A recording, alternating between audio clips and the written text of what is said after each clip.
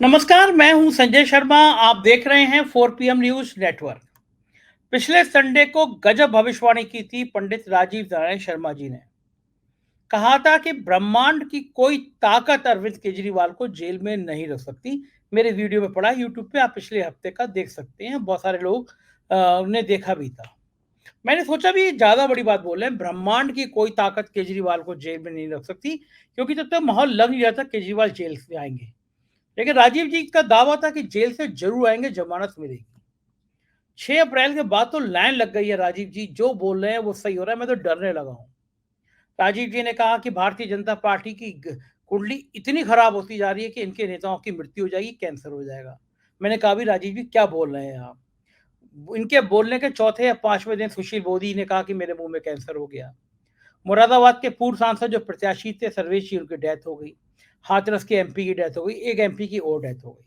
तभी राजीव जी ने उसी वाले प्रोग्राम में कहा कि एक सेक्स स्कैंडल खुलेगा, एक बहुत बड़ा घोटाला खुलेगा, जिसमें मोदी जी बहुत बैकफुट पे आ जाएंगे। रेवन्ना का सेक्स स्कैंडल खुला, सैकड़ों महिलाओं से यौन शोषण का आरोपी देश छोड़ के भाग गया। इससे भी बड़ा कांड हो गया कि कोविड शील्ड जो 80 करोड़ में मोदी जी ने लगवाई थी, बड़े बड़े बोर्ड लगवाए थे, थैंक यू मोदी जी, आपने फ्री में लगवा दी। मैंने कहा भी हम सब लोगों के यहाँ टीका लगाया, कांग्रेस सरकार ने लगवाया, कभी थैंक यू इंदिरा जी या थैंक यू राजीव जी नहीं कहा। हर सरकार फ्री में टीका लगवाती रही थी, लेकिन कभी थैंक यू के होर्डिंग नहीं लगे थे। लेकिन पता चला कि कोविड शील्ड बनाने वाली फैक्ट्री से तो, कंपनी से तो इलेक्ट्रॉल बॉन्ड के नाम पे बीजेपी ने करोड़ों रुपए का चंदा ले लिया, और वैक्सीन खराब निकली। लोग गिर रहे हैं, मर जा रहे हैं, हार्ट अटैक हो जा रहे हैं, जिम में जा रहे हैं, हार्ट अटैक हो जा रहे हैं। तो लोगों में जिन्होंने कोविड शील्ड लगवाई थी, डर पैदा हुआ कि यार ये पार्टी तो बड़ी खराब निकली, करोड़ों रुपए ले लिए और हमें वैक्सीन ऐसी लगवा दी, कहीं कब हार्ट अटैक हो जाए पता नहीं। तो राजीव जी का ये घोटाला भी, जो राजीव जी ने कहा था कि ये घोटाला आएगा सामने, वो सामने आ गया। लाइन लगी हुई है, मतलब ट्विटर पे मैं देख रहा था कल से, लगातार आम आदमी पार्टी के नेता, बाकी लोग राजीव जी का वो वाला पार्ट काट काट कर ट्वीट कर रहे थे कि ब्रह्मांड की कोई ताकत केजरीवाल को जेल में नहीं रख सकती। वो कह रहे थे थैंक यू बोल दीजिए राजीव जी को। और फिर ये भी बोल रहे थे, राजीव जी दावा कर रहे हैं कि भाजपा की सरकार नहीं बन सकती। आज संडे है, राजीव जी से हम बातचीत करेंगे। प्रियंका गांधी को लेकर आज राजीव जी ने बहुत बड़ा धमाका किया है। बहुत बड़ी भविष्यवाणी प्रियंका गांधी को लेकर करी है, और उससे भी बड़ी भविष्यवाणी स्मृति ईरानी के भविष्य को लेकर की है। मैंने इंडिया और एनडीए गठबंधन को लेकर सवाल पूछे। केजरीवाल जेल से बाहर आएंगे तो क्या होगा, ये मैंने पूछा। बहुत शानदार शो है आज का, पूरा देखिए। बहुत बड़े बड़े खुलासे आपको आज राजीव जी अपने जन्म पत्नियों के और अपने भविष्यवाणियों के माध्यम से करने जा रहे हैं। मेरा आप पे हक है, तो एक रिक्वेस्ट करूंगा, आगे बढ़ने से पहले चैनल को नीचे बटन दबाए ज्वाइन करिएगा, सब्सक्राइब करिएगा। ये आपका अपना चैनल है। मुझे बड़ी अच्छी हुई, खुशी हुई कि एक मित्र हैं कोई जैकी यादव जी, जैकी यादव ने एक ट्विटर पे एक कल पोस्ट डाली, और मैंने तब तक देखा नहीं था। मुझे बहुत सारे लोगों ने ये पोस्ट लिख के भेजी, और मुझे पढ़ के अच्छा भी लगा। ललन टॉप एक बहुत बड़ा ग्रुप है, इंडिया टुडे और आज तक का ग्रुप है, और सालों में एक छत्र राज रहा है जिसके पीछे इंडिया टुडे और आज तक हो। तो ललन टॉप यूट्यूबर की दुनिया में बहुत बड़ा नाम था। और लेकिन जैकी यादव ने लिखा है कि एक वक्त था जब यूट्यूब पर द लल्लन टॉप का एक छत्र राज था, मगर अब लोग इनकी असलियत समझ चुके हैं। 4 PM न्यूज चैनल यूट्यूब पर लगातार नए नए रिकॉर्ड बना रहा है। इस बार 4 PM ने व्यूअरशिप के मामले में द लल्लन टॉप को पीछे छोड़ दिया है। इस महीने द लल्लन टॉप को 32 करोड़ 60 लाख व्यूज मिले हैं, वहीं 4 PM को 33 करोड़ 20 लाख व्यूज मिले हैं। हम लोग लल्लन टॉप से आगे निकल गए हैं। उन्होंने लिखा है कि 4 PM न्यूज ने द लल्लन टॉप को 60 लाख व्यूज पीछे छोड़ दिया है। यहाँ आपको ये भी देखना चाहिए कि द लल्लन टॉप के पीछे इंडिया टुडे जैसा विशाल संस्थान खड़ा है, जबकि 4 PM न्यूज संजय शर्मा जी और उनकी टीम की अथक मेहनत का नतीजा है। तो बड़ा अच्छा सा लगा मुझे, और वाकई में मेरी टीम बहुत मुझसे भी ज़्यादा मेहनत करती है, बहुत अच्छी टीम है। और लल्लन टॉप को व्यूअरशिप में पीछे छोड़ना बहुत बड़ी बात थी। एक साइट है सोशल ब्लेड, SOCIALBLADE, इसको खोलेंगे आप, किसी भी यूट्यूब का यूआरएल आईडी जो होता है वो डालेंगे, तो पूरी डिटेल आ जाएगी कि इसके कितने सब्सक्राइबर हैं, कितने व्यू हैं, कहाँ खड़ा है, सारी डिटेल उसके रहती है। तो मुझे बड़ा अच्छा लगा, तो मैंने अपना आपकी खुशी जाहिर करी। तो फिर रिक्वेस्ट करूंगा, चैनल को ज्वाइन करना, सब्सक्राइबर करना ना भूलें। चलते हैं राजीव जी के पास। 4 PM न्यूज नेटवर्क में स्वागत है राजीव जी आपका, और आप तो बिल्कुल धूम मचा दिए हैं। आपने कहा था, मुझे अभी तक वो लाइनें याद हैं आपकी, कि ब्रह्मांड की कोई ताकत अरविंद केजरीवाल को जेल में नहीं रोक सकती। मुझे लग रहा था जब मैं आपका शो कर रहा था पिछले संडे को और आप ये बात बोल रहे थे, तो मुझे लग रहा था कि ज़्यादा बोल दिया आपने कि ब्रह्मांड की कोई ताकत ऐसा राजीव जी, लेकिन आप इतने कॉन्फिडेंस में थे, तो मैं कहा चलो एक खतरा उठा के देखते हैं। और बाकी में आपने कहा था ब्रह्मांड की कोई ताकत नहीं रोक सकती, और लग नहीं रहा था निकल आएंगे, लेकिन अरविंद केजरीवाल बाहर निकल आए। और सुबह से आप देख रहे होंगे ट्विटर पे आपका वो वीडियो काट काट के लोग ट्वीट कर रहे हैं, आम आदमी पार्टी के कार्यकर्ता, और कह रहे हैं कि भाई राजीव जी को बधाई दे दीजिएगा हमारी तरफ से कि राजीव जी ने हमारे नेता के लिए इतनी बढ़िया भविष्यवाणी कर दी। दूसरी बात, इंडिया गठबंधन के बारे में मुझे याद है, आपने जब इंडिया गठबंधन बना था तब आपने कहा था कि ये इन ग्रहों के जो रोल है, वो ग्रह ऐसे हैं कि इंडिया गठबंधन बड़ी मजबूती से काम करेगा। इस बीच में इंडिया गठबंधन मामला गड़बड़ा गया, कुछ नेता छोड़ के जाने लगे और लगने लगा कि ये तो इंडिया गठबंधन मुकाबला कर नहीं पाएगा। लेकिन अब चुनाव में बाजी पलटती हुई नजर आ रही है। जो लोग 400 पार की बातें कर रहे थे और बीजेपी के नेता ही मान रहे हैं कि मामला 250-250 तक आकर रुक रहा है। बहुत ज्यादा बहुमत के आसार लग नहीं रहे हैं। तो दोनों आपकी भविष्यवाणी सही हुई। उससे पहले तो एक बहुत भयंकर भविष्यवाणी आपने करी थी 5 अप्रैल या 6 अप्रैल को, कि भारतीय जनता पार्टी की ग्रह ऐसे हैं जिसमें नेताओं को कैंसर होगा, मृत्यु हो जाएगी। अचानक मोदी जी ने, सुशील मोदी ने कहा कैंसर हो गया है। मुरादाबाद के एक्स एमपी और प्रत्याशी की डेथ हो गई। हाथरस के एमपी मर गए, एक और एमपी की डेथ हो गई। भगवान करे किसी की डेथ ना हो, सब स्वस्थ प्रसन्नचित्त रहे। लेकिन एक के बाद एक भविष्यवाणी आपकी सही हो रही है और बिल्कुल तहलका मच गया है। राजीव जी, ये बजरंग बली का डायरेक्ट कनेक्शन आजकल को तेज हो गया है, ये कैसे कैसे सब चीजें ठीक हो जा रही हैं? देखो, सबसे बड़ी बात है कि हमारे बच्चे जो है ना, आजकल जब कोई सक्सेस मिलती है तो मैं आज देश के दर्शकों को और 4 पीएम के सारे दर्शक जो विश्व में हैं पूरे, मैं आज कहना चाहता हूं कि जो अरविंद केजरीवाल की हमने जब बेल की प्रेडिक्शन की थी, तो देखिए उसमें कितनी अच्छी बातें मैंने समझाई थी कि सिंपलीफाई कर दिया कि पहले तो जेल के योग पिछले प्रोग्राम में समझाए थे कि लगन से 12वें और दूसरे घर में बराबर ग्रह होते हैं, इक्वल नंबर ऑफ प्लैनेट्स। अगर 2 है तो 2-2, दोनों तरफ 2-2 होने चाहिए। 3 है तो दोनों तरफ 3-3 होने चाहिए। 11वें और तीसरे घर में बराबर ग्रह, चौथे और 10वें घर में बराबर ग्रह, 5वें और 9वें घर में बराबर ग्रह, और 3 जल तत्व की राशियों में ग्रहों की एक सर्टेन डिग्री होती है जिसमें बंधन योग बनता है, पाश योग भी कहते हैं जिसको। तो जब अरविंद केजरीवाल अरेस्ट हुए थे तो मुझे एक ताज्जुब ये हुआ कि अरविंद केजरीवाल की कुंडली में कोई इस तरह का बंधन योग नहीं है, लेकिन ये बंदा 3-4 बार क्यों जा चुका है। तो अरविंद केजरीवाल की कुंडली में आप लोगों के दर्शकों को दिखाना चाहता हूं कि ये अरविंद केजरीवाल की 16 अगस्त 1968 की कुंडली है। इसमें देखें तो जब अरविंद केजरीवाल अरेस्ट हुए हैं, इनका बस एक ही कमी है कि सूर्य जो इनके 12वें घर में प्लेस है। तो 12वें घर में जो इनका प्लेस है, इसीलिए ये आपको 12वें घर से छापे वगैरह आते हैं। जितनी भी इनकम टैक्स, सीबीआई, ईडी, ये एजेंसियां हैं, 12वें घर से देखी जाती हैं। तो आप देखिए, इसीलिए अरविंद केजरीवाल आईआरएस बने, इनकम टैक्स ऑफिसर क्यों बने, क्योंकि उनकी कुंडली में कोई योग है। तो 12वें घर का इनकी, चूंकि इनकी बृहस्पति की दशा खत्म हो रही थी, और जिस दिन मैंने पिछले प्रोग्राम में बता भी दिया था, तो 12वें घर का लिंक 12वें घर से इम्प्रिजनमेंट आता है। बंधन योग तो मैंने समझा दिए, लेकिन जो जेल है, कोई भी व्यक्ति जेल जाएगा तो उसका 12वां घर जरूर एक्टिवेट होगा। तो अरविंद केजरीवाल जेल गए 12वें घर में, तो चूंकि बंधन योग नहीं था तो ये लंबे समय तक जेल में नहीं रह सकते थे, ये पक्की बात थी। अब उसके बाद आई बात, जब मैंने ये कहा था आपके अप्रैल के प्रोग्राम में, जब ये अरेस्ट हो गए थे, 21 मार्च को शायद अरेस्ट हुए थे, तो मैंने कहा था कि बुद्ध अगर चेंज होगा तो इनकी बेल की संभावना आ रही, क्योंकि बुद्ध है हमारा प्रचार का सिग्निफिकेटर। और बुद्ध इनकी कुंडली में, देखिए इनकी कुंडली जो है बहुत अच्छी कुंडली है। इनकी कुंडली में बुद्ध, शुक्र और बृहस्पति, तीनों शुभ ग्रह लगन में बैठे हैं सिंह में।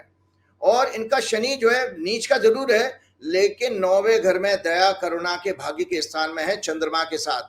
सूर्य इनका लग्नेश 12वें घर में गया मंगल के साथ, जो मंगल भी इनका नीच का, तो थोड़ी सी इनके पास वो वीकनेस जरूर आती है। अब जब ये गए तो बुध ने जो है राशि बदली, लेकिन बुध तुरंत वक्री होकर के पीछे लौट करके आ गया।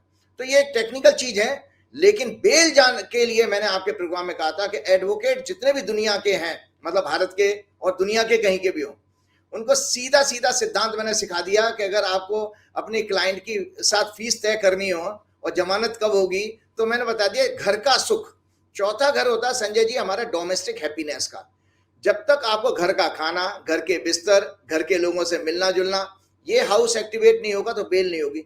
तो देखिए इससे ज्यादा सटीक क्या बात होगी? लोग ज्योतिष के ऊपर प्रश्न चिन्ह लगाते हैं।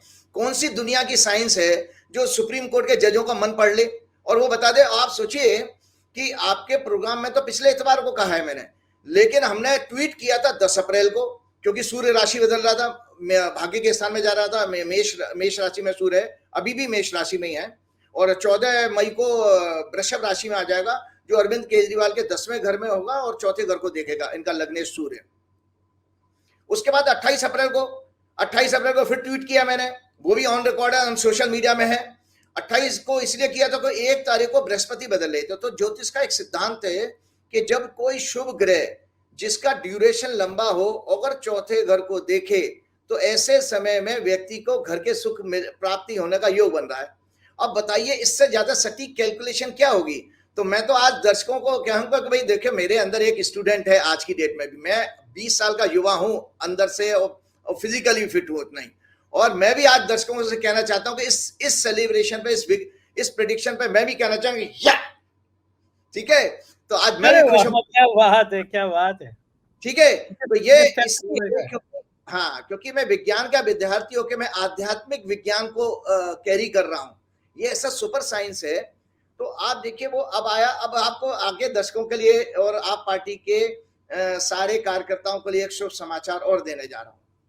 अभी तो 23 दिन के लिए मिली है इनको, तो ये वीकनेस क्यों आई इसको भी हम आज टेक्निकली समझा देता। चूंकि बृहस्पति वृषभ राशि में 1 मई को आए हैं और 8 मई को अस्त हो गए, वो कंबस्ट हो गए। तो कंबस्शन का मतलब होता है, अस्त होने का मतलब जैसे 0 वाट का बल्ब, मैंने पिछले प्रोग्राम में भी समझाया था कि भाई उसकी वोल्टेज तो है, उसमें 15 वाट का होता है 0 वाट का बल्ब। लोगों को, दर्शकों को पता होना चाहिए, 0 नहीं होता। 0 का मतलब फिर तो जलेगा ही नहीं। 0 वाट का बल्ब उसकी वोल्टेज 15 वाट है, मैंने मिनिमम वोल्टेज 15 वाट होती है। तो बृहस्पति 15 वाट के रह गए इस समय, 0 वाट के रह गए, तो वो उसकी दृष्टि तो जारी है। लेकिन इसकी बृहस्पति की भरपाई 14 मई को सूर्य करने जा रहा है, जो अरविंद केजरीवाल की कुंडली का लग्नेश है। इसीलिए अरविंद केजरीवाल 1 जून के बाद भी जेल नहीं जाएंगे। भविष्यवाणी आप और नोट कर लें। यानी अरविंद केजरीवाल की जो बेल है वो एक्सटेंड हो जाएगी, क्योंकि ये ज्योतिष का फंडामेंटल सिद्धांत लागू हो रहा है कि लग्नेश का 10वें भाव से संबंध बनाना, मतलब अरविंद केजरीवाल वापस अपने मुख्यमंत्री पद के और दफ्तर को अटेंड करेंगे, फाइलें साइन करेंगे। कब से? 14 मई से योग बन रहा है। 14 मई को 6 बजे सूर्य जो है वृषभ राशि में आ जाएगा। इनके वकील बीच में कभी भी एप्लीकेशन मूव करें और एजेंसियां इनका विरोध नहीं कर पाएंगी। तो अरविंद केजरीवाल लगातार आप लोगों के, आप पार्टी के कार्यकर्ताओं के बीच में रहने वाले हैं। और एक और चीज मैंने आपको बताई थी कि आप पार्टी की हॉरोस्कोप मैंने चर्चा की थी। ये आप पार्टी की हॉरोस्कोप, आप पार्टी की हॉरोस्कोप है। आप पार्टी बनी थी 26 नवंबर 2012 को, और इनकी मकर लगन की कुंडली है। 10वां घर बहुत मजबूत है, इनका उच्च का शनि है और शुक्र भी अपनी राशि में है। और मजे की बात है, इनकी कुंडली में इसी की दशा चल रही है। ये हवाई नहीं, पार्टी नहीं है। ये 67 सीटें पहली बार चुनाव में जीत के लाई, उसके बाद दोबारा 62-63 सीटें दूसरे इलेक्शन में जीती, और एमसीडी में बीजेपी जैसी पार्टी को उन्होंने सुपड़ा साफ कर दिया। पंजाब में कितनी बंपर सीटें आई, क्योंकि इस पार्टी का 10वां घर बहुत मजबूत है। उच्च का शनि और मूल त्रिकोण राशि में बैठा शुक्र, ये बैठा है। अब इनकी एक छोटी सी कमजोरी आई थी कि जो क्राइसिस आई है ना आपके मनीष सिसोदिया की, अरविंद केजरीवाल वाली, इनकी शुक्र में, इनकी शनि में शुक्र में शनि और केतु की दशा चल रही थी जब ये सब कांड हुआ है। और 12 मई, आज हमारा जो प्रोग्राम हो रहा है वो 11 मई का है, 12 मई का ही है। आज संडे है, वर्किंग डे, अगला दिन 13 तारीख बनेगा। 13 तारीख से आप पार्टी के लिए बेहतरीन टाइम शुरू हो रहा है, और आप पार्टी के लिए यह टाइम शुरू हो रहा है कि आप पार्टी का शुक्र की ही प्रत्यंतर दशा शुरू होने जा रही है। अब इसका फल क्या पड़ेगा? और उनका सूर्य जो है 11वें भाव में, इसका संजय जी ये फर्क पड़ेगा कि दिल्ली की 7 सीटों पर आप और कांग्रेस का गठबंधन जीतने जा रहा है। आप पार्टी का 12 मई से पावरफुल ग्रह योग बनने का मतलब है कि आप पार्टी के साथ जो भी पार्टी अलायंस में है, उनका जहां जहां पर इलेक्शन होने जा रहा है, चाहे वो पंजाब हो, चाहे वो हरियाणा हो, चाहे वो दिल्ली हो, इन सीटों पर एक जो है बहुत एक छत्र जो है इनका कवरेज होने मतलब विनिंग आ रही है आप पार्टी की। और एक आपको एक जानकारी बता देता हूं, ज्योतिष में जो है आपके मंडेन एस्ट्रोलॉजी में शकुन शास्त्र भी आता है, ओमेन कहते हैं ना, जो प्रकृति जो संकेत देती है। नरेंद्र मोदी जब 26 मई 2014 को शपथ ली थी, उसके 2 या 3 दिन बाद दिल्ली में भयंकर जो है तूफान आया था, भयंकर तूफान आया था और करीब करीब 100 से ज्यादा पेड़ उखड़ गए थे और 13-14 लोग मरे थे। ये सोशल मीडिया मतलब आप न्यूज में गूगल पे देख सकते हैं। तो ओमेन शास्त्र के अनुसार यह कहा जाता है कि प्रकृति ने संकेत दे दिया था कि कोई ऐसा शासक आने वाला है जो देश का तहस नहस कर देगा, मतलब देश के डेमोक्रेसी को बर्बाद कर देगा, लोगों के लिए वो बहुत कष्टकारी होगा, मतलब तानाशाह, मतलब प्रकृति ने दे दिया। क्योंकि हमारे यहाँ हिंदू अब जो हमारे वैदिक धर्म के अनुसार 84 लाख योनि मानी गई, योनि मतलब कहते हैं जन्म जीवन, तो 84 लाख में से वृक्ष भी एक योनि है, वृक्ष भी योनि है, उसमें अंदर लाइफ तो होती है ना, वो आपके देखिए ग्रो करते हैं, आप उनमें पानी देते हो, वो ग्रो करते हैं, बढ़ते हैं, फल देते हैं। तो एक आदमी की तरह से आप वृक्षों के साथ संवाद कीजिए, ऐसा साइंस में प्रूव हो चुका है। अगर आप प्लांट के साथ संवाद करें, डायलॉग करें, उनसे बात करें तो उनकी ग्रोथ अच्छी होती है, ऐसा साइंस में प्रूव हो चुका है। तो आप देखिए कि वृक्षों का उखड़ना का मतलब आप समझ लीजिए कि नरेंद्र मोदी के टाइम में जो जितनी भी ज्यादा से ज्यादा प्राकृतिक प्रकोप आए हैं, लोगों की जान माल गई है, इवन किसान भी 700-800 किसान मर गए। तो वो क्यों हुआ है? क्योंकि ये नरेंद्र मोदी के आपके मतलब प्रकृति ने संकेत दे दिया था। अब आपको बता देता हूं, आज हमारी संडे है, सिर्फ 2 दिन पहले जिस दिन अरविंद केजरीवाल संजय जी जेल से रिलीज होते हैं, उसके अरविंद केजरीवाल घर तक पहुंचे होंगे और घर तक पहुंचे होंगे, 1 घंटे के अंदर बड़ा भयंकर तूफान आया है। अखबारों में न्यूज थी कि 50 पेड़ उखड़ गए। तो इसका संकेत आप मान के चलिए कि सीधा सीधा बीजेपी का तख्ता पलट हो गया। ओमेन शास्त्र के अनुसार बता रहा हूं, शकुन शास्त्र के अनुसार, कि प्रकृति ने संकेत दे दिया कि मोदी का सिंहासन उड़ गया। और 50 का अर्थ मतलब ये समझ लीजिए कि इनकी 50 सीटें इन 4 चरणों के चुनाव में सीधी सीधी कम हो गई। एक मोटा मोटा आइडिया मान लीजिए, इंट्यूशन है ये। तो नरेंद्र मोदी जी के लिए ये भयंकर समय है, तो आप पार्टी का बहुत अच्छा समय है। और मेरी इन सब लोगों को बधाई।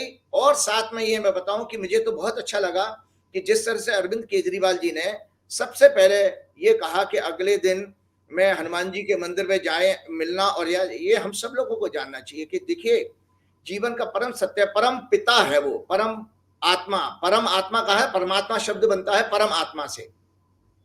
तो जब भी आपको जीवन में सफलता मिले हमेशा ईश्वर को धन्यवाद देना चाहिए। तो अरविंद केजरीवाल ने बहुत अच्छा काम किया कि उनको जो है उसमें क्या नाम है, भगवान को धन्यवाद देने के लिए गए। आपका अगला प्रश्न मैं लेकर के आ रहा हूं।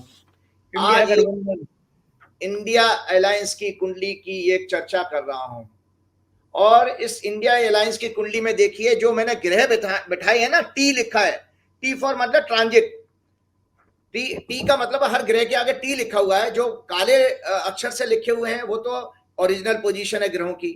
और गोचर की स्थिति 4 जून को क्या होगा इंडिया अलायंस का, आज ही मैं भविष्यवाणी कर रहा हूं।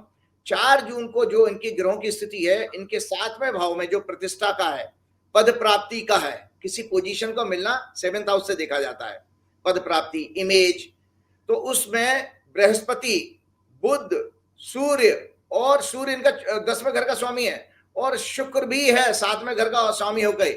इसका मतलब है ये ग्रह 4 जून को 2024 को संकेत दे रहे हैं कि इंडिया अलायंस की सरकार बनने का योग बन रहा है।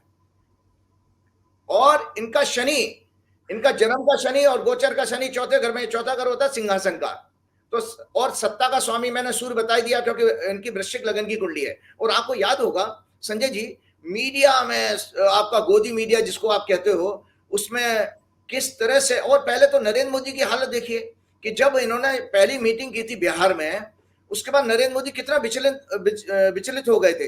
एक समय तो ऐसा लगता है इंडिया नाम से उनको पूरे बीजेपी को, पूरे आरएसएस को चिढ़ होने लगी है, और वो अपने पूरे सारे संस्थानों के नाम बदल के भारत कर देंगे। खूब चला था ना उस समय, खूब टीवी चैनलों में खूब डिबेट चली, और उसके बाद में मतलब उन्होंने हर तरह से कोशिश की कि इनको इंडिया शब्द कैसे रख लिया, इतने चिढ़े, और आज तक चिढ़ रहे हैं उसको। आप इंडिया को इंडिया भी नहीं बोलते, इंडी अलायंस करते हैं। तो ये आप सोचिए नरेंद्र मोदी ने क्या स्थिति कर दी है, गधे खच्चरों जैसा भाजपा को बना दिया है कि नरेंद्र मोदी के जो दिमाग में चलेगा वो सारे लोग भेड़ चाल की तरह फॉलो करेंगे। उनका दिमाग कुछ है ही नहीं, है ही नहीं दिमाग। नेता है उनका, अपने नेता को भगवान विष्णु का अवतार है वो। जेपी नड्डा कहते हैं देवताओं का देवता है, चंपत राय कहते हैं विष्णु जी का अवतार है। आप ऐसे कह रहे हैं उनके लिए? हाँ हाँ, तो ठीक है भाई, उनका अब देखिए मंदबुद्धि लोगों के लिए तो मंदबुद्धि सरकार तो होगी, उसमें क्या दिक्कत है, मंदबुद्धि सरकार ही है। और मैंने आपको बताया आपके प्रोग्राम में ये लगातार आपकी भविष्यवाणियां, अरविंद केजरीवाल के अलावा आप ये देखिए आप ही के प्रोग्राम में मैंने क्या क्या कहा था कि भाई 17 फरवरी से भाजपा का मति भ्रष्ट होने का योग चल रहा है। मति किसको कहते हैं? मति शब्द हिंदी संस्कृत का है, और मति का मतलब होता है बुद्धि। तो बुद्धि भ्रष्ट होने का ये योग है कि आपने अरविंद केजरीवाल को जेल में डाला। आज आपको पता है अरविंद केजरीवाल का कद नरेंद्र मोदी से ऊंचा हो गया है पॉपुलैरिटी में, विश्व में, उसके विश्व में नाम पहुंच गया। आपने बैठे बैठाए उसको जेल में डाल करके एक बड़ा नेता बना दिया। अब देखिए वो जहां जहां प्रचार करने के लिए जाएंगे इतना पॉपुलैरिटी उनकी बढ़ेगी, उतने लोग आएंगे कि बीजेपी का सारा जो है प्रचार तंत्र वो फेल हो गया, फ्लॉप हो गया। तो ये रॉन्ग डिसीजन क्या हुआ? और एक और चीज आप देखिए संजय जी कि इसमें धूर्तता देखिए इस केंद्र सरकार की कि आपने तुषार मेहता को खड़ा किया इसकी बेल को क्या नाम है अपोज करने के लिए। भाई एएसजी राजू ईडी के एडवोकेट हैं, अब ईडी के एडवोकेट के साथ आपने अपना सॉलिसिटर जनरल क्यों खड़ा कर दिया? इसका मतलब है सरकार क्यों, ये सब सिद्ध हो गया कि अरविंद केजरीवाल को बाहर रखने की पूरी साजिश जो है नरेंद्र मोदी और अमित शाह की थी, वो सिर्फ इसलिए क्योंकि गुजरात का चुनाव में प्रभाव न पड़ जाए। आपको पता है कि गुजरात के चुनाव में उनके काफी राज्य के चुनाव में 12-13% वोट आ गए थे उनके क्या नाम है अरविंद केजरीवाल की पार्टी के। अब कांग्रेस के साथ अलायंस हो जाने के बाद गुजरात में सीधा सीधा नुकसान हो रहा था हमको।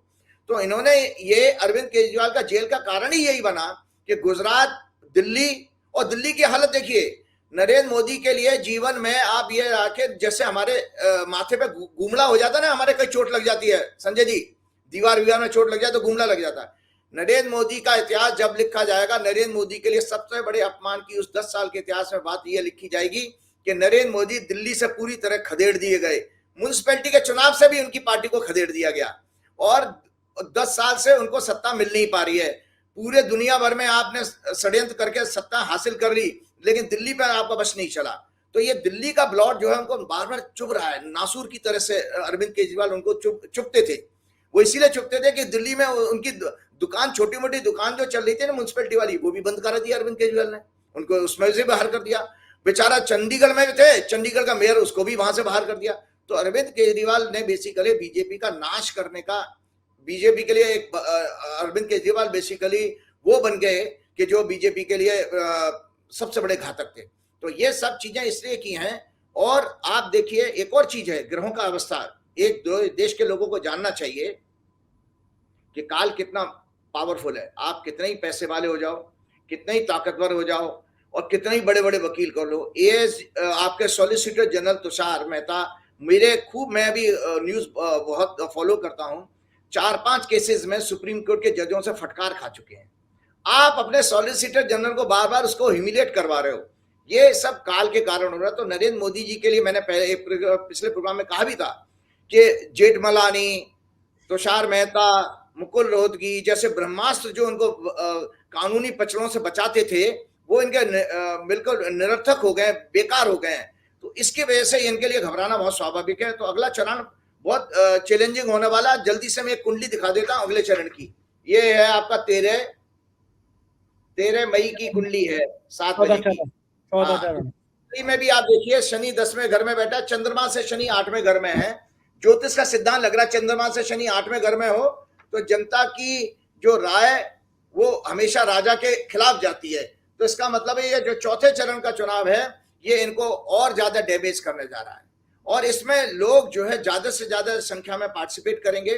जैसे पिछली बार मैंने आपसे कहा था कि वोटिंग परसेंटेज कम होगी, इसमें मुझे पार्टिसिपेशन लोगों का ज्यादा कैलकुलेशन में आ रहा है, और वो सरकार को पलटने की तरफ जाएंगे और खुश होकर के वोट करेंगे, क्योंकि उनको लगा कि एक भावना अब जनता के अंदर आ गई है। घर घर में एक नारा पॉपुलर होने वाला है संजय जी, अच्छे दिन आने वाले हैं क्योंकि मोदी जी जाने वाले हैं, अच्छे दिन आने वाले हैं, मोदी जी जाने वाले हैं। ये अब बात ये लगभग पूरी तरह से सिद्ध हो चुकी है, क्योंकि ये बहुत बड़ा एक तमाचा है पूरी इनकी स्ट्रेटेजी पर कि बीच इलेक्ट जिस चीज को ये रोकना चाहते थे वो नहीं रोक पाए, उस ऊपर वाले ने इनको बिल्कुल जो है फ्लॉप कर दिया अरविंद केजरीवाल की बेल के साथ।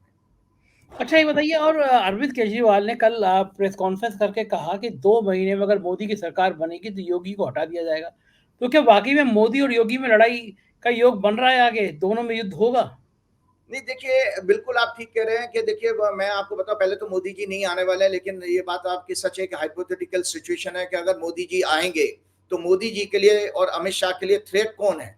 मोदी जी और अमित शाह के लिए थ्रेट, देखिए उन्होंने शिवराज चौहान को खत्म कर दिया, वसुंधरा को खत्म कर दिया, राजनाथ किसी काम में नहीं रहे, गडकरी जी अब स्वास्थ्य की वजह से आगे नहीं चल पाए। लेकिन योगी एकमात्र चीज है, तो योगी जी के खिलाफ आपको पता है बहुत सारे केसेस थे मुलायम सिंह जी की सरकार के टाइम में। तो ये बात आपके ऑन रिकॉर्ड में बता रहा हूं कि मोदी योगी जी की कुंडली मेरे पास नहीं है, लेकिन योगी जी के लिए खतरा जरूर है कि ये लोग जिस तरह के व्यक्तित्व के आदमी हैं, ये योगी जी के खिलाफ पुराने फाइलें खुलवा करके योगी जी का कैरियर पूरा चौपट कर देंगे।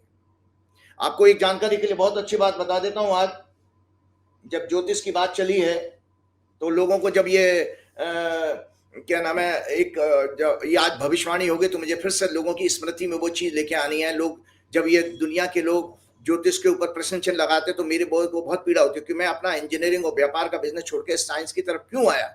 ये सब हनुमान जी की कृपा थी, पिछले प्रोग्राम में मैं बता ही चुका हूँ। तो आपको बता देता हूँ, दुनिया की कोई भी नॉलेज ज्योतिष को इसलिए के साथ मैच नहीं कर सकती क्योंकि ये प्रत्यक्ष शास्त्र है। सूर्य चंद्रमा 9 ग्रहों में से सूर्य चंद्रमा प्रत्यक्ष हैं जो हमको डेली दिखाई देते हैं। तो प्रत्यक्ष शास्त्र में इसीलिए देखिए जो अप्रत्यक्ष शास्त्र होते हैं, इनडायरेक्ट जो नॉलेज होती है जितनी भी हमारे, चाहे हम इंजीनियर बन जाए, डॉक्टर बन जाए या चार्टर्ड अकाउंटेंट बन जाए, ये इनडायरेक्ट नॉलेज है। इनमें तो गलती की संभावना है, इसमें आप पॉइंट आउट कर सकते, लेकिन ज्योतिष में नहीं है। ज्योतिषी से गलती हो सकती है लेकिन गणना में कोई गलती नहीं, क्योंकि ज्योतिष कितना प्राचीन शास्त्र है। ये मैंने आपके देखो, ये मैं रामायण वाल्मीकि रामायण दिखा रहा हूं और इसी रामायण को राव साहब ने जो है उसके अंदर दिखाया था सुप्रीम कोर्ट में। तो सुप्रीम कोर्ट में दिखाया, मैं आज दर्शकों को बता दूं कि भाजपा और संघ के लोगों ने एक भ्रामक प्रचार फैला रखा था कि वे वशिष्ठ ऋषि ने राम जी का मुहूर्त निकलवाया था राज्याभिषेक का, और वो इसलिए ज्योतिष बकवास है क्योंकि वो उनका मुहूर्त निकालने के बाद भी उनको वनवास हो गया। तो ये यहाँ पर आज क्लेरिफाई कर दूं, कभी मैंने आपके प्रोग्राम में दिखाया भी था, फिर करता हूं। पेज नंबर 188 है, गीता प्रेस का है ये 189 पेज पे वाल्मीकि जी लिखते हैं, संस्कृत का श्लोक है। श्री राम दशरथ ने दरअसल अपनी कुंडली दिखाई थी ज्योतिषियों को, तो वो राम जी को उन्होंने अपने शयन कक्ष में बुलाया और दशरथ जी कहते हैं, हे राम, श्री राम, ज्योतिषियों का कहना है कि मेरे जन्म नक्षत्र को सूर्य, मंगल और राहु नामक भयंकर ग्रहों ने घेर लिया है। ऐसे अशुभ लक्षणों का प्रकट होने पर प्राय राजा घोर आपत्ति में पड़ जाता है, अंततः गोत्वा उसकी मृत्यु हो जाती है। तो ये दशरथ जी की मृत्यु, उनको डर आ गया था, जिसके कारण उन्होंने अपने बेटे को कहा कि भाई तुम्हारा राज्याभिषेक करने का निर्णय ले लिया। वशिष्ठ इसमें पिक्चर में कहीं नहीं थे। एक चीज और मैं बताता हूं कि ज्योतिष कितना प्राचीन ग्रंथ है। ये ज्योतिष तत्वांक जो है पूरा गीता प्रेस ने एक निकाला था, इसमें सैकड़ों हजारों आर्टिकल हैं। एक और चीज मैं दिखाना चाहता हूं आपको, भारतीय विद्या भवन जहां से मैंने ज्योतिष का किया, ये सोचिए 1987 में ये इंस्टीट्यूट बना था, ये सॉफ्टवेयर निकाला था 25 बरस पूरे होने पर। ये मैं इसलिए चीजें दिखा रहा हूं कि ज्योतिष जो है बेसिकली जो जिसका शाब्दिक अर्थ है ज्योति जमा ईश। आज अरविंद केजरीवाल और आप पार्टी के लोगों के लिए इसने क्या काम किया? उनका मनोबल बढ़ाने का काम किया।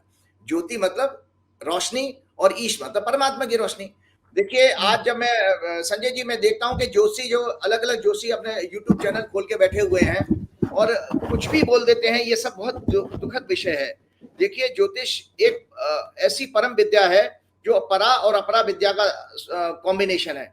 परा विद्या कहते हैं ब्रह्म विद्या को, और अपरा विद्या कहते हैं सांसारिक ज्ञान, जिससे हमारी जीविका चलती है, एक अर्निंग का सोर्स जो बनता है। तो अच्छे जोशियों को जो बारामीर ने जो गुण लिखे, संस्कृत का श्लोक नहीं पढ़ूंगा क्योंकि समय ज्यादा लग जाएगा, मैं उसके पॉइंट्स बता दे रहा हूं। मैथमेटिकल एबिलिटी होनी चाहिए, डिलीजेंट लिंग्विस्टिक हो, न्यायविद हो, जुडिशियल बैलेंस करने वाला हो, so that he can synthesize conflicting indications of planetary positions.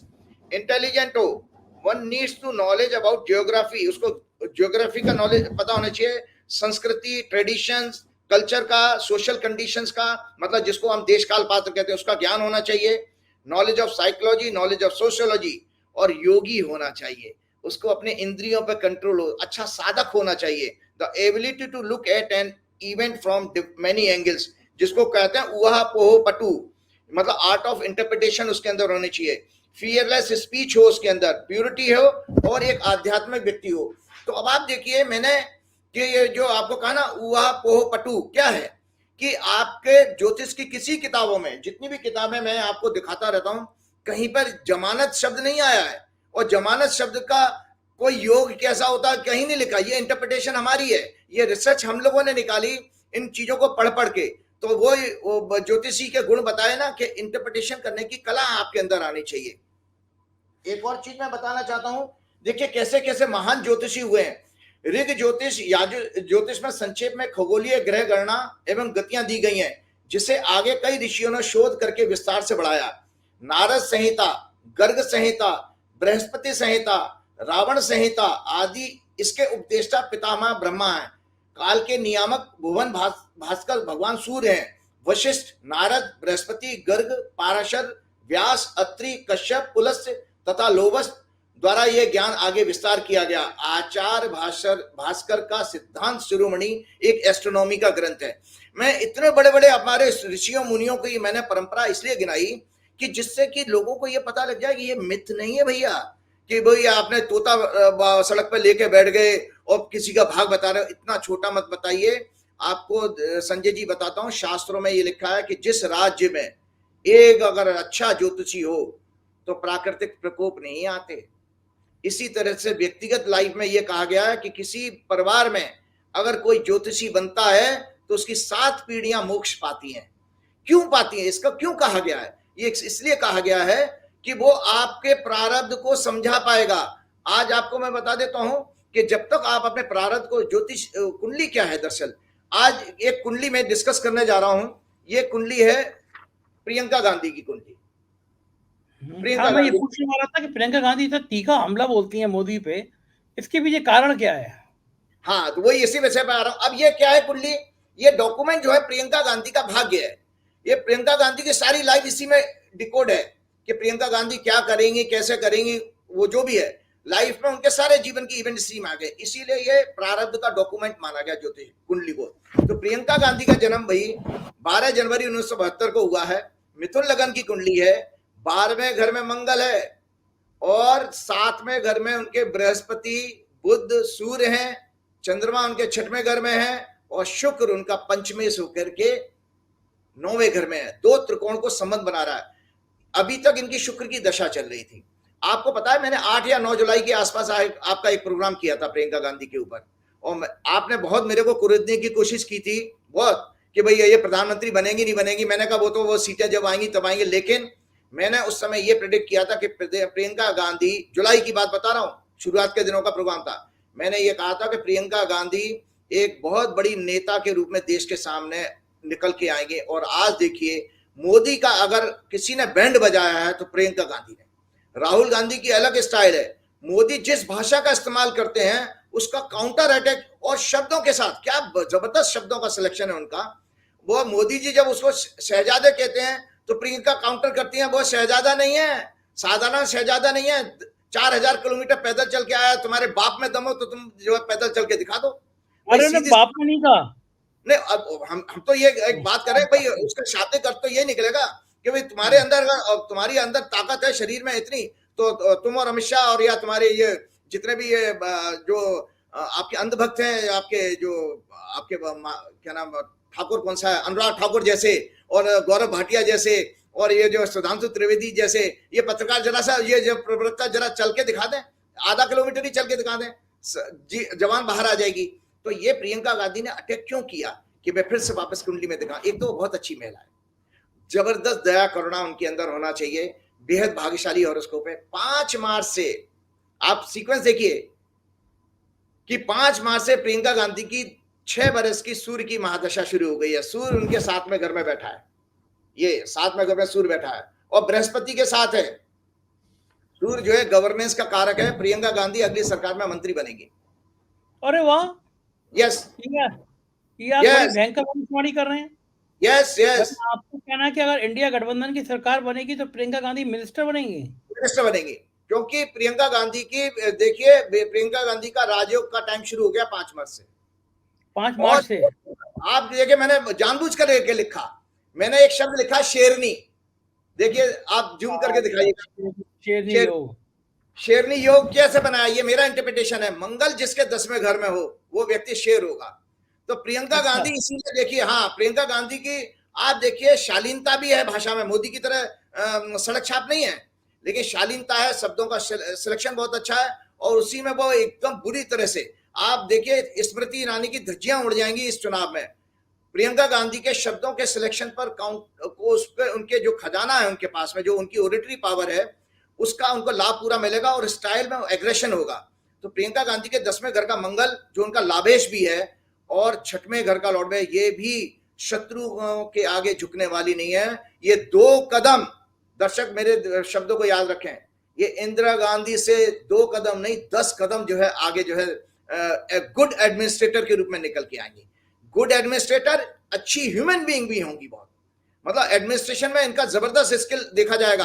अगर इनको, जैसे स्मृति ईरानी के पास जो मंत्रालय था, अगर इनको दे दिया जाए तो ये महिलाओं का वास्तव में बहुत अच्छा कल्याण का काम कर सकती हैं। ये बहुत अच्छी इनकी एक कुंडली है। इसके साथ साथ एक और चीज मैं आपको बता, आपने ऐसा बता दिया कि प्रियंका गांधी की टीम तो बिल्कुल बल्ले बल्ले हो जाएगी। अच्छा, आप कुछ बता रहे थे इसके आगे कुछ और जोड़ हाँ, रहे थे मैं आप। इसमें कह रहा हूँ, देखिए मोदी का इसमें हारने का कारण क्या है।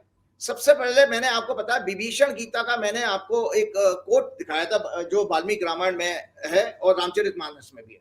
तो विभीषण गीता में जो उन्होंने, जब भगवान ने, जब उसको विभीषण को शक होने लगा राम जी की मतलब कैपेसिटी पर, उनके टैलेंट पर, तो उन्होंने, राम जी ने कहा कि भाई मेरे पास बेशक कोई आधुनिक हथियारों से सुसज्जित जो है रथ ना हो, लेकिन मेरे पास धर्म का रथ है। तो धर्म का रथ मैं बता देता हूं। जो विभीषण ने कहा कि भाई, भगवान कहते हैं विभीषण से, शौर्य और धैर्य इसके 2 चक्र होते हैं। शौर्य क्या कहा गया है, शौर्य जो है कहा गया बाहरी शक्तियों की चुनौतियों को सामना करने की शक्ति शौर्य माना गया है। और धैर्य का अर्थ होता है आंतरिक बल और आंतरिक शक्ति को धैर्य माना गया है। और सत्य और शील इस रथ की ध्वजा और पताका है। ना तो मोदी जी के अंदर शौर्य है, ना धैर्य है, ना सत्य और शील है। इनके ध्वजा पताका, इनके रथ पर कुछ है नहीं।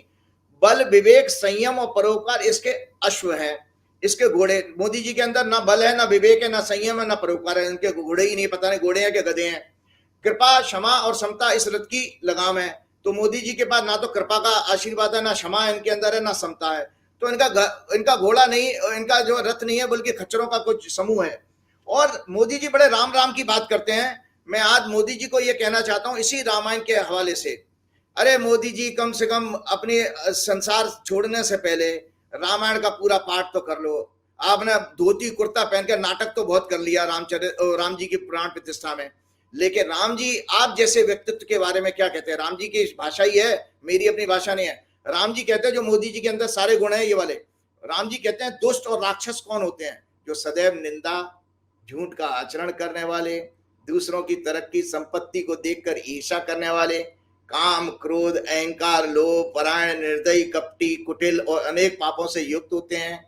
वे बिना कारण ही किसी से बैर करते हैं, भलाई करता है उसके साथ भी बुराई करते हैं। उनके संपूर्ण आचरण में झूठ, पाखंड, दिखावा, छल और कपट होता है। मोदी जी की व्याख्या कर दी है रामचंद्र जी ने। अब दर्शक अपने आकलन करते रहे कि वो कितने राम भक्त हैं। देखिए संजय जी, आपके आवाज आपके म्यूट हो गया। एक दर्शक पूछ रहे हैं कि जोशी जी से ये पूछ लीजिए कि क्या इंडिया गठबंधन की सत्ता बनाना तय है? बिल्कुल बिल्कुल, मैंने अभी आपको कुंडली दिखाई दी ना कि गोचर उस दिन का, आप जो दर्शकों को दिखाई 7वें घर में 4 जून का। हाँ 4 जून का ही वो गोचर है। टी का मतलब होता है, अंग्रेजी में शॉर्ट फॉर्म लिख दी मैंने, ट्रांजिट। तो दर्शकों को वो कुंडली दिखाइएगा। मैंने ऑलरेडी प्रेडिक्ट कर दिया कि इंडिया अलायंस की सरकार बनने का योग दिख रहा है उसमें। मतलब इतनी सीटें आएंगी कि इंडिया अलायंस सरकार की दावेदारी पेश कर पाएगा। और एक और चीज मैंने आपको बताया था, आप लोगों को ये लगा था शायद मैं झूठ बोलना। देखिए संजय जी, मेरा व्यक्तित्व ऐसा है, मुझे अपने धर्म शास्त्रों पर उन पर बहुत ही ज्यादा अभिमान है। मुझे लगता है कि मैं एक अच्छे देश में पैदा हुआ हूं और अच्छी संस्कृति का से जुड़ा हुआ हूं, तो मैं कभी भी हल्की बात नहीं करूंगा। मैंने आपके प्रोग्राम में कहा था, अभी मैं अमित शाह वगैरह की जब भाषण सुनता हूं मुझे दुख लगता है कि ये लोग कितने हल्के लोग हैं, कि ये सत्य घटना है। मैंने एक इतिहासकार से भी पूछा है, ये बीबीसी की रिपोर्ट है, इतिहासकार से पूछा है कि पाकिस्तान और भारत के जो दो टुकड़े हुए हैं उसमें एक गुजराती हिंदू का योगदान था। ये आरएसएस संघ इस पर चैलेंज है उन लोगों को, जाइए और उसको सर्च कर लीजिए। मैंने एक इतिहासकार से पूछा था, भाई पूंजा भाई ठक्कर जिनके पोते थे मोहम्मद अली जिन्ना बने, मैंने पूरा आपके प्रोग्राम में लिखा था, रिपोर्ट है ये। मोहम्मद अली जिन्ना जिन्होंने पाकिस्तान यानी मुस्लिम के लिए अलग राष्ट्र की मांग की थी, उनका संबंध एक गुजराती हिंदू परिवार से था। इनके दादाजी का नाम पूंजा भाई ठक्कर था, जो पानीली गांव के रहने वाले थे। ये लोहराणा ठक्कर जाति के हिंदू थे। इनके पुत्र जेना भाई ठक्कर हुए, जो मछली का कारोबार करते थे। गांव में बहुत सारे लोगों की शिकायतों के बाद, जिससे बदबू आती थी ना, गांव वालों ने इसका विरोध किया और तब इनको गांव छोड़कर जाने के लिए कहा। इसके बाद इन्होंने मुस्लिम धर्म अपना लिया और कराची चले गए। जेना भाई से ये इनके पिताजी जिन्ना बन गए, और चूंकि गुजरात में आपको पता है पिता का नाम लिखा जाता है पुत्र के साथ में, तो इसीलिए वो मोहम्मद अली जिन्ना, इनका महमद नाम था, महमद से मोहम्मद बने, और जिन्ना इनके पिताजी का नाम जोड़ के मोहम्मद अली जिन्ना। ये मैंने अशोक यादव जी से भी कंफर्म कर लिया था, अशोक यादव जी को बहुत अच्छी नॉलेज है। तो ये सत्य घटना है। अच्छा बताइए, ये प्रधानमंत्री जी हर बार इतना पाकिस्तान पाकिस्तान क्यों लड़ते रहते हैं? मैंने वीडियो बनाया है। देखिए ऐसा है, वो उनके जो खाला है, खाला के पुत्र जो है, खाला कहते हैं मौसी को, वो नवाज शरीफ भी उनके खाला के पुत्र हैं। नवाज शरीफ को तो उन्होंने अभी जब 2014 में सत्ता ली थी तो उनको बुलाया था, और आपने भी तो बहुत अच्छा प्रोग्राम किया, उनकी बिरयानी खाने चले गए, हैप्पी बर्थडे कहने चले गए।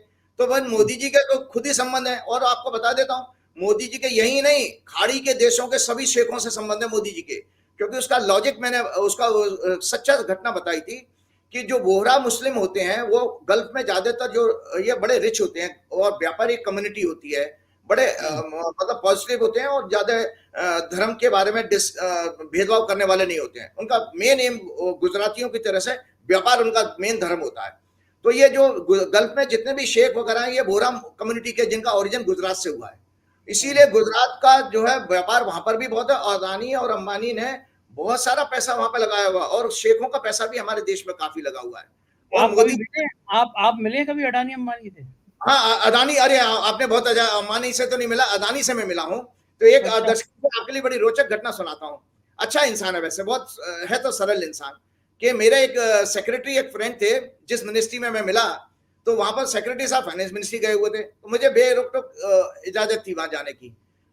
तो मैंने जो है जैसे जाने की कोशिश की, तो वो पहली बार मुझे पीए ने उनके रोकने की कोशिश की। वो अदानी ग्रुप के चेयरमैन बैठे हैं। अरे मैंने तो क्या हुआ, मैंने कहा साहब कब आएंगे? तो बोले साहब आएंगे। मंत्री कौन थे? मंत्री कौन थे? नहीं मंत्री नहीं, सेक्रेटरी, आईएएस ऑफिसर, मिनिस्ट्री का सेक्रेटरी। भारत सरकार में? भारत सरकार पावर मिनिस्ट्री में, पावर मिनिस्ट्री में। और सरकार किसकी थी? ये अपनी बीजेपी की। 2018 की बात बता रहा हूँ। 2018 में मेरा आप सीधे जलवे में, सीधे ऊर्जा मंत्रालय में जाते थे आप? डायरेक्ट। अरे मेरी जो आपके जो चीफ इलेक्शन कमिश्नर, ये फाइनेंस सेक्रेटरी थे, मेरा डायरेक्ट फाइनेंस मिनिस्ट्री में जाना था, ऐसे डायरेक्ट। और ये ऊर्जा मंत्री कौन था उस समय जो आपका दोस्त था? ऊर्जा सेक्रेटरी, वो नाम बताना ठीक नहीं है, चलो ठीक है। तो वो अब ऐसा, गौतम अडानी वहीं बैठे हुए थे। तो गौतम अडानी वहां उनका वेट कर रहे थे। होता ही है कि जब उद्योगपति आते हैं तो जो भी नया सेक्रेटरी आता है उससे संबंध बनाने के लिए इनकी एक कटसी मीटिंग होती है। तो जैसे वहां पहुंचे, तो उस दिन संजय जी में कुर्ता पजामा नहीं पहना हुआ था, पैंट शर्ट पहना हुआ था। तो जैसे मैं अंदर घुसा, उसने गौतम अडानी ने सोचा कि मैं सेक्रेटरी हूं, तो गौतम अडानी खड़ा हो गया, और खड़ा होकर उसने मेरे हैंडशेक किया और अपना, तो मैं झेपा। मैंने कहा यार ये क्या सोचेगा, ये जोशी यहाँ क्या कर रहा है। तो मैंने अपना विजिटिंग कार्ड निकाला और विजिटिंग कार्ड दिया, तो उसमें मैकेनिकल इंजीनियर लिखा था, बी मैकेनिकल, और साथ में ज्योतिषाचार्य भी। इन्होंने भी अपना, गौतम अडानी ने भी विजिटिंग कार्ड दिया मुझे। और जो कार्ड उलट के पढ़ने लगे तो थोड़ी मुझे झेप लगी। मैंने ये क्या सोचेंगे कि जोशी यहाँ क्या कर रहा है। तो मैंने कहा कि मैं एनर्जी एक्सपर्ट हूँ, रिन्यूएबल एनर्जी एक्सपर्ट हूँ। तो वो गौतम अडानी कहते हैं कि आप ज्योतिषी भी हैं? तो मैंने कहा हाँ। तो हमारा 15 मिनट का ज्योतिष के ऊपर ही डिस्कशन हो गया अदानी के साथ में। अच्छा। तो गौतम, हाँ बिल्कुल। अच्छा हम तो यूपी वाले हैं, उनको भी रुचि है ज्योतिष में? हाँ बिल्कुल, वो दिखाते भी हैं। अभी जब थोड़ा उनकी कोई पीछे क्राइसिस आई थी, कोई जयपुर के जोशी हैं, उनके केदारनाथ शर्मा, उनका बड़ा नाम है पॉलिटिकल फील्ड में, सर्कल में बहुत बड़ा नाम है, उनको इन्होंने कुंडली वुंडली दिखवाई थी। तो आपको बताऊं तो गौतम अदानी ने जब मेरे से बात ये की और शब्द क्या कहा कि भाई ज्योतिष साइंस तो है लेकिन भाग्य नहीं बदल सकती। तो हम तो यूपी के पूरे पक्के शकूराबादी ठहरे। हमने जानबूझ के, मैं बता रहा हूं, मेरे अंदर शरारत थी, मेरे अंदर, मैंने ये ध्यान ही नहीं दिया कि कितना बड़ा आदमी होगा। मैंने क्या नाम बताया भैया आपने? तो वो कहते हैं गौतम अदानी। तो मैंने, गौतम भाई भाग्य क्या है ये कौन बताएगा? अरे भाग्य शब्द ही बताने का काम ज्योतिषी का है।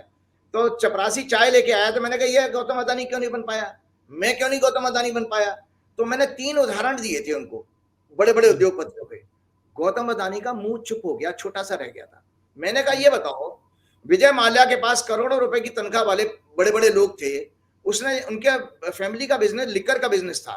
जब उन्होंने एयरलाइंस चलाई किंगफिशर, वो बर्बाद हो गए और आज देश के बाहर बैठे हुए हैं, सब ग्रुप चला गया। दूसरा मैंने सुब्रत रॉय का नाम लिया कि सुब्रत रॉय ने भी इधर उधर से पैसे कमा के एक सहारा एयरलाइंस चलाई, वो उनको सहारा नहीं दे पाई और वो जेल में रहे कई साल और बेल पे छूटे, बर्बाद उनकी डेथ। तो अब तो खैर उनकी डेथ भी हो चुकी है। तीसरा मैंने अनिल अंबानी का दिया कि अनिल अंबानी, मैंने पिताजी के बराबर संपत्ति जब बंटवारा हुआ तो अनिल अंबानी नीचे डूब गए और मुकेश अंबानी इतने क्यों बढ़े? तो मैंने कहा इस मिस्ट्री को, लाइफ की, कि इस मिस्ट्री को कौन एक्सप्लेन कर सकता है? सिवा ज्योतिषी के कोई नहीं कर सकता। तो जानते हैं, आखिरी शब्द जल्दी से खत्म करूंगा। तो गौतम अदानी जब स्पीचलेस हो गए तो मुझसे कहते हैं कि भाई मैं तो 10वीं पास, दर्शक सुन ले गौतम अदानी के शब्द, मैं 10वीं पास जैनी बनिया हूं, 10th स्टैंडर्ड जैनी बनिया, और 30 साल से मेरी नरेंद्र भाई से दोस्ती है।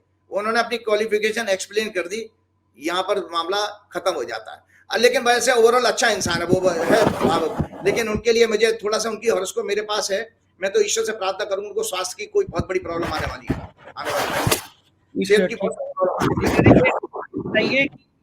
आखिरी में एक सवाल और बड़ा लोग दर्शक पूछना चाहते हैं, अमेठी में स्मृति ईरानी का क्या होगा, जीतेंगी हारेंगी? मेरे पास हमें स्मृति ईरानी की कुंडली भी आ चुकी है, वो अगले प्रोग्राम में जरूर शेयर करूंगा मैं, क्योंकि शायद वहां पे 20 तारीख की है। और किशोरीलाल शर्मा जी की भी मेरे पास हॉरोस्कोप आ चुकी है। तो उसमें ग्रहों की स्थिति देखिए, इसमें कोई शक नहीं, ईमानदारी से कहूंगा स्मृति की कुंडली बहुत मजबूत है, तभी उसने, इस लेडी ने इतना राइज देखा। लेकिन दुर्भाग्य यह है, भाजपा की कुंडली इतनी कमजोर है और ग्रहों की 20 मई की जो स्थिति है उसमें स्मृति ईरानी हारने जा रही है। हाँ, स्मृति हारने जा रही है। स्मृति ईरानी, हाँ, मार्जिन ऑफ विक्ट्री बहुत अच्छा, बहुत बड़ा नहीं होगा, लेकिन स्मृति ईरानी ये चुनाव नहीं जीत पाएंगी, क्योंकि स्मृति ईरानी के इसमें आज चलते चलते एक बहुत अच्छी स्टोरी सुना के जाऊंगा आज, और इसमें इस स्टोरी के संजय जी बहुत सारे मायने हैं, आप भी निकालिएगा और दर्शक भी निकालते जाएंगे। ये एक मोरल स्टोरी है, दरअसल ये एक कहानी एक गधे और उल्लू की है, गधे और उल्लू की है। It is a metaphor for the relationship between seeking guidance, trust and personal discernment. एक बार एक गधा अकेला जंगल में घूम रहा था, घास खा रहा था, उसे अपने डेस्टिनेशन का पता ही नहीं था, उस तक कैसे पहुंचे जाए इसका ज्ञान भी नहीं था। चढ़ते चढ़ते उसको पता ही नहीं लगा समय कब बीत गया और अंधेरा हो गया। अब गधे को आगे तक जाने का रास्ता नहीं दिखाई दे रहा था, क्योंकि अंधेरे में तो किसी को नहीं दिखाई देगा, और जंगल में बड़े बड़े नाना प्रकार के जंगली जानवरों की आवाज आने लगी। तो गधा डरने लगा। अब जब गधा डर रहा था, तभी पेड़ पर बैठा एक उल्लू ने उसको आवाज दी, पेड़ पे बैठे एक उल्लू ने आवाज दी, अरे मित्र, हे बडी, तुम इस अंधेरे में कुछ नहीं देख सकते, लेकिन मैं सब कुछ देख सकता हूं, क्योंकि उल्लू को तो अंधेरे में दिखाई देता। तो उल्लू ने से यह संवाद हुआ गधे से, भाई देख, तू तो नहीं देख सकता, मैं देख सकता हूं, बोल क्या करना है। तो एक सेटिंग हो गई इनके बीच में। तो बोले मैं तेरा गाइड बन सकता हूं, मार्गदर्शक बन सकता हूं। और उल्लू जो है उसकी पीठ पे बैठ गया और उसको रास्ता दिखाने लगा। इस तरह से उल्लू बताता जाता था, गधा चलता जाता था, होते होते फिर दिन निकल के आ गया और जंगल भी पार हो गया, जंगली जानवरों से भी बच गया गधा। लेकिन अब एक नई समस्या हो गई, क्या नाम है संजय जी, अब दिन में जो गधे को दिख रहा है, उल्लू को न दिखना बंद, उल्लू को जो दिखना बंद हो गया। अब इसमें एक कंट्रोवर्सी ये हो गई कि जिसको, जैसे हमारे नरेंद्र भाई है ना, 5-6 महीने के लिए, 5 साल के लिए, 60 महीने के लिए कहने आए थे, अब वो चिपक गए गद्दी से। वही हालत उल्लू की थी। तो उल्लू को चूंकि गधे की पीठ पर सवारी करने का शौक लग गया, अब उल्लू जो है उस पर छोड़े ना उसे। उन्हें यार गधा कह रहे भाई अब तो मुझे दिख सकता है, मैं जा सकता हूँ। उल्लू कह नहीं नहीं मैं गाइड करूंगा। अब उल्लू को दिन में दिख नहीं रहा है, उल्लू ने गाइड करना फिर भी। उल्लू को जो उससे लिखा कि गधा तो दिन में देख सकता है परंतु उल्लू अंधा हो गया। For a few minutes there was confusion, परंतु उल्लू जो एक गाइड और लीडरशिप का रोल ले चुका था अब उससे छोड़ने को तैयार नहीं था। मैंने लिखा है नरेंद्र भाई की हालत भी इसी तरह की है। उल्लू was to attach to his seat on the donkey's back and the power it gave him. अब सरसाई अंधभक्त भी उल्लू ही है। So even though the owl could not see nothing, he continued to give direction. उल्लू दिन में देख भी नहीं सकता था लेकिन फिर भी दिशा निर्देश देता रहा। Donkey didn't think much about the arrangement that was well suited to the night but defective during the day. गधा ये सोच ही नहीं पाया कि जो अरेंजमेंट रात में तो ठीक था लेकिन दिन में वो फेल हो रहा था। उसके पास इतना विजडम भी नहीं था कि भगवान ने उसे दो आंखें दी हैं जो स्वयं दिन में देख सकता है। उसे उल्लू की जरूरत नहीं है, वह स्वयं अपनी मंजिल पर पहुंच सकता है। लेकिन he continue to accept the owl as his guide. वो उल्लू दिशा निर्देश देता रहा और खुद का दिमाग लगा ही नहीं रहा था। गधा ये समझ ही नहीं पाया, उल्लू अंधा होकर बिना नॉलेज के रास्ता बता रहा था। उल्लू ने गधे से कहा भैया एक राइट लेना और एक लेफ्ट लेना, जल्दी से दो डायरेक्शन दी। वो नीचे एक गहरी नदी बह रही थी और गधा देख ही नहीं पा रहा, गधा तो उसकी डायरेक्शन ले रहा था और गधा सीधा जाके नदी में गिर गया और मर गया। उल्लू ने उसे निर्देश दिया, नतीजा क्या हुआ, गधा सीधे गहरी नदी में गिरा और मर गया। अब इस मोरल स्टोरी में एक मैसेज क्या जाता है? इस मोरल स्टोरी का मैसेज ये जाता है कि कब हमको किस समय पर गाइडेंस लेनी चाहिए और किस व्यक्ति से लेनी चाहिए। और साथ में यह है कि no guide or leader can be, ये याद रखिए, no guide or leader can be greater than the dharma guru और सेल्फलेस स्पिरिचुअल लीडर। इसका मतलब ये नहीं है कि हम स्वयं अपनी चीजों को गंभीरता से एग्जामिन करना बंद कर दें। सभी गुरुओं ने कहा है कि चिंतन के द्वारा, ये मैसेज है आप लोगों के लिए, सभी गुरुओं ने कहा है कि चिंतन के द्वारा हम स्वयं सत्य को अपने द्वारा ही खोज सकते हैं। Indeed, the donkey did not have a choice during the night, but during the day he was alert. He could have known that his guide was not helping him. इसलिए सदैव एक हैबिट बनाइए, हम सबों को एक नियम में प्रतिदिन एक हैबिट बना लेनी चाहिए। सोने से पहले या संकट के समय चिंतन जरूर करें, चाहे 10 मिनट करें या 15 मिनट। बिल्कुल बात है, बिल्कुल। और दिन में प्रतिदिन 2 घंटे साइलेंस मौन व्रत रखने का जरूर, इससे एनर्जी सेव होती है। आदत डालें, मोबाइल टीवी नेगेटिव माइंडसेट के लोगों से संपर्क तोड़ करके रहें तो आपका डिप्रेशन भी और कम होगा। 25 बार प्रतिदिन पेट से गहरी और पूरी सांस लें, धीरे धीरे उसे पेट से ही खाली करें क्योंकि इससे आपका नर्वस सिस्टम मजबूत होता है। मैंने हर प्रोग्राम में कहा कि पूरी सांस लेने से आपकी आयु बढ़ती है, याद रखिएगा। पूरी सांस लेंगे तो आपकी पूरी आयु बढ़ेगी, पूरे शरीर में उसका हीलिंग इफेक्ट होता है, खासतौर से नर्वस सिस्टम में। रात्रि का भोजन हल्का करें, भोजन के 3 घंटे बाद सोने का नियम बनाएं और सोने से पहले आधा चम्मच हर व्यक्ति को त्रिफला पाउडर गुनगुने पानी के साथ लेना चाहिए। चलते चलते मैं हनुमान जी की प्रार्थना, आपने मुझे मेरी बहुत ग्रिलिंग करी है कि मुझे हनुमान चालीसा नहीं आता। आज मैं पूरा हनुमान चालीसा पढ़ूंगा, it will take 2 minutes only. अतुलित बलधामम हेम शैलादेयम धनजुन किसानम ज्ञानी नाम अग्रण्यम सकल गुण निधानम वानराणाम अधीशम रघुपति प्रिय भक्तम वाद जातम नमामि। श्री गुरु चरण सरोज रज निज मन मुकुर सुधार वर्ण रघुवर विमल जसु जो दायक फलचार। बुद्धिहीन तनु जान के सुमरो पवन कुमार बल बुद्धि विद्या देव मोह हरौ कलेश विकार। जय हनुमान ज्ञान गुण सागर जय कपीस तिहुँ लोक उजागर राम अंजनी पुत्र पवन सुत नामा महावीर विक्रम बजरंगी कुमित निवार सुबेसा कानन कुंडल कांधे मूज जनेऊ साजे शंकर सुमन केसरी नंदन तेज प्रताप महाजगबंदन विद्यावान गुणी अति चातुर को रसिया राम लखन सीता मन बसिया दिखावा सब रूप धरती दिखावा विकट रूप धरे लंक छुड़ावा रामचंद्र के काज सवारे लाए सजीवन लखन जी आए बहुत बड़ाई तुम हम प्रिय करता संभाई सहज बदन तुम रूप गावे लगावे संकादिक ब्रह्माद यम वेदिक काल जानते कभी कोविद कह सके कहते तुम राम दीना तुमरो मंत्र विभीषण माना लंकेश्वर भाई सब जग जाना चुप है जो जन पर भानु मिलियो तहे का जगत के जेते सुगम अनुग्रह तुमरे देते तुम्हारी सरना तुम रक्षक काऊ को डरना आपन तेज समारोह आपे तीनों लोग हाँकते कापे भूत पिशाच निकटनी आवे आवे रो घर सब पीरा जपत निरंतर हनुमत पीरा करते हनुमान छोड़ावे मन कर्म वचन ध्यान जो लावे जातन के साथ और मनोरंजन को पावे सो यमी जीवन पर पावे चारों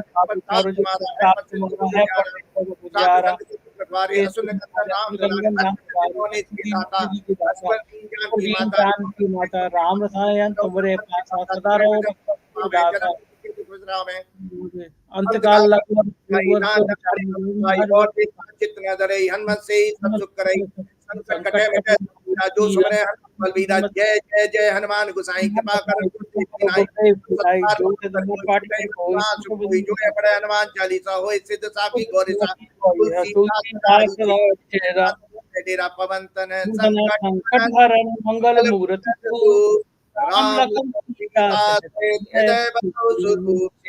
रामचंद्र की जय पवन पुत्र हनुमान की जय। मुझे भी याद है, बहुत बहुत शुक्रिया आपका राजीव जी इतनी सारी बातें बताने के लिए, आभार। तो ये थे राजीव नारायण शर्मा जी की भविष्यवाणी और दमदार भविष्यवाणी करती हैं, आपने देख लिया। कैसी लगी बातचीत आप बताइएगा जरूर, चैनल को ज्वाइन कीजिएगा, सब्सक्राइब करिएगा। शुक्रिया, थैंक यू।